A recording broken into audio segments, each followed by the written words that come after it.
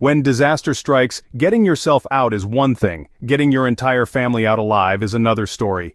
It's easy to think about survival in individual terms, but when you're responsible for more than just yourself, the stakes are much higher. This is where a family bug-out plan comes into play. It's not just about packing extra food, water, and gear, though those needs do multiply fast when you're planning for 4, 5, or more. It's also about considering mobility issues, like how small children, elderly family members, or pets might slow down your pace. And then there's the emotional stress. Panic spreads faster among families, making a calm and collected response crucial.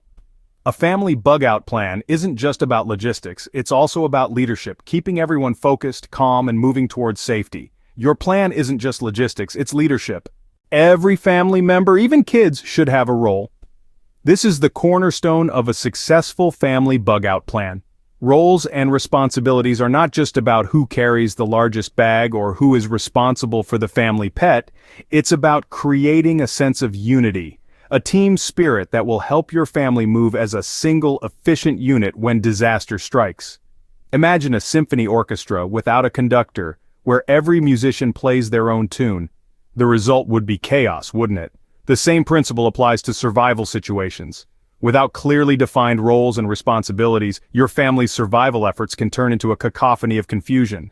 To avoid this, sit down with your family and discuss every possible scenario. Assign roles based on strengths and abilities. Maybe your teen daughter is a track star at school. She could take on the role of scout, moving ahead to check for dangers. Or perhaps your younger son has a knack for puzzles and could be in charge. Even the youngest family members can carry their own small backpacks or be responsible for a beloved pet.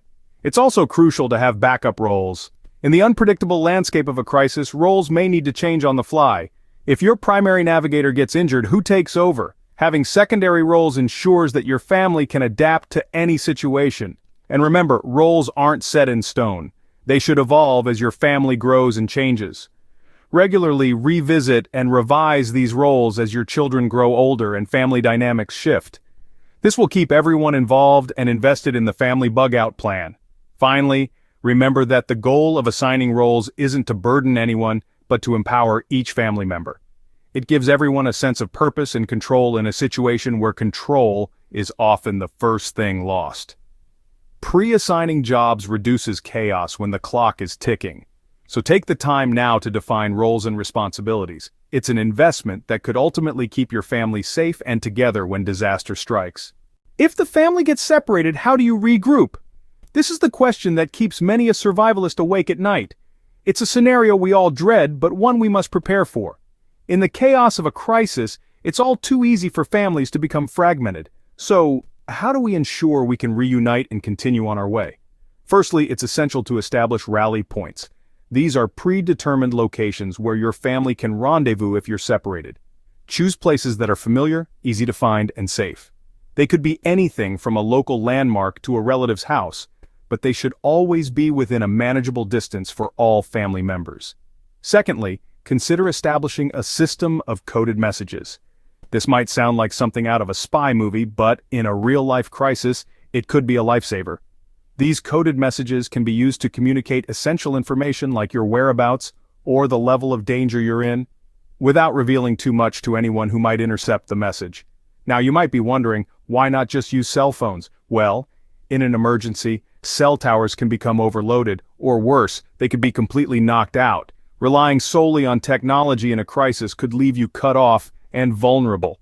That's where old-school paper maps come into play. Yes, in this age of GPS and Google Maps, a paper map might seem a bit outdated, but unlike your smartphone, a paper map doesn't rely on a battery or a signal to operate. It's a reliable source of information about your surroundings and can be a critical tool in navigating to your rally points.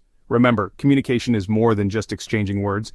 It's about ensuring everyone knows the plan, understands their role, and is equipped to act even when things don't go as expected. It's about creating a sense of security amidst the chaos. A lifeline that each family member can hold on to, no matter how stormy the sea. So this wraps up our discussion on communication protocols. But let me leave you with this thought. Relying on cell phones could get you stranded, or worse. Don't just have one route, plan 3, primary, secondary, and last-ditch off-road. When it comes to evacuation, flexibility is your best friend.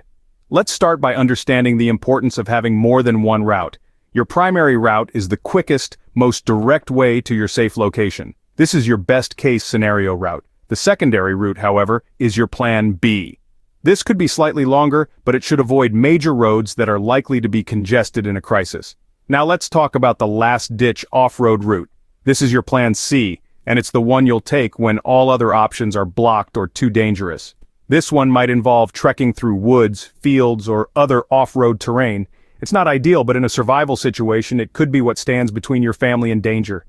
Now let's consider potential obstacles. Traffic jams, bridges, choke points, and dangerous urban areas could all present serious challenges during your evacuation. Bridges and choke points in particular can quickly become bottlenecks in a crisis. Dangerous urban areas could be teeming with panic-stricken people, leading to chaos and potential harm. To navigate these obstacles, it's crucial to study your routes carefully. Look at maps, use online tools, and physically travel the routes if you can.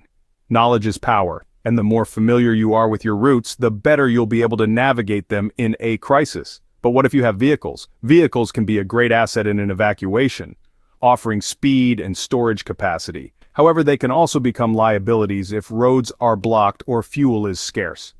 That's why it's crucial to have a transition plan in place. Consider where you might have to abandon your vehicle and continue on foot. This could be due to a roadblock, a breakdown, or simply running out of fuel. Whatever the reason, you need to be prepared to ditch your vehicle and continue your journey on foot. Remember, the key to a successful evacuation is flexibility and preparation. Plan multiple routes, anticipate obstacles, and always have a backup plan. Plan where you'll ditch your vehicles and transition to foot travel. Break down what kids versus adults should carry. It's imperative to understand that everyone in the family, regardless of age, can contribute to carrying supplies. However, the weight and contents of each bag should be customized to the individual's physical capabilities and needs. Starting with the adults, the bug-out bag should contain essential survival items like food, water purification tablets, first aid kits, and multi-tools. It's vital to pack enough supplies to last for at least 72 hours. The adult bags are also where you'll want to store any necessary personal documents and cash. Now let's talk about the kids. Their bags should be lighter and more manageable. Remember, an overpacked bag can do more harm than good, potentially slowing down your child and causing exhaustion. Include essentials like water, non-perishable snacks, and a change of clothes. A whistle can be a good addition, providing a way for them to signal if they get separated from the group. Teenagers, on the other hand, can carry more weight and should have a bug-out bag similar to the adults. However, it's important to remember that they are still growing, so avoid overloading their bags. Now we come to a crucial aspect that's often overlooked but is particularly important for children comfort items. Whether it's a small toy, a book, or a blanket, these items can offer emotional comfort and a sense of normalcy in a stressful situation. They might seem non-essential, but they can play a significant role in maintaining morale and reducing panic. Lastly, every family member's bug-out bag should be unique to their needs. For instance, if someone requires prescription medication, ensure that a supply is included in their bag. If you have an infant, diapers and formula are a must. The key takeaway here is that gear shouldn't be dead weight. Every item in your bug-out bag should serve a purpose, whether it's meeting physical needs, providing comfort, or aiding in survival. The goal is to strike a balance between being well-equipped and maintaining mobility, because when disaster strikes, your family's survival could depend on it. Range matters. Don't pick something too close, but don't choose a place so far you'll never reach it. That's the golden rule when choosing safe bug-out locations. You see, the perfect bug-out location is like a delicate balancing act. It's a game of proximity versus safety. Too close and you risk getting caught up in the very disaster you're trying to escape. Too far and you might never make it there, especially if you're traveling on foot or facing obstacles along the way. Now let's talk about safe, temporary shelters. They're a crucial part of your journey. Places where you can rest, replenish, and reassess. They could be anything from abandoned barns and campsites to dense forest areas or secluded caves. The key is to train your family to recognize these potential havens. Make it a part of your regular outings or drills. Turn it into a game if you have younger children. Spot the shelter, you could call it. But here's where it gets tricky. The biggest mistake that families often make when choosing a bug-out location is focusing too much on the destination and not enough on the journey.